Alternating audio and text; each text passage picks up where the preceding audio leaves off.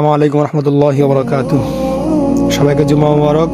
আজকে জুমার দিন একটি হাদিস শেয়ার করি আপনাদের সাথে। হযরত আবু হুরায়রা রাদিয়াল্লাহু তাআলা আনহু হতে বর্ণিত, হযরত নবী করিম সাল্লাল্লাহু আলাইহি ওয়াসাল্লাম ইরশাদ করেন, একজন মুমিনের প্রতি অন্য মুমিনের 6টি হক রয়েছে। 1 নম্বর, যখন সে অসুস্থ হয় তখন তাকে দেখতে যাওয়া। 2 নম্বর, যখন সে ডাকে তখন তার ডাকে সাড়া দেওয়া। 3 নম্বর, যখন সে মৃত্যুবরণ করে তার জানাজায় উপস্থিত হওয়া। 4 নম্বর, যখন সে হাসি দেয় তার হাসির জবাব দেওয়া।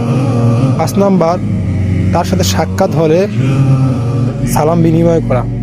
6 নম্বর, তার উপস্থিত অনুপস্থিতিতে তার মঙ্গল কামনা করা।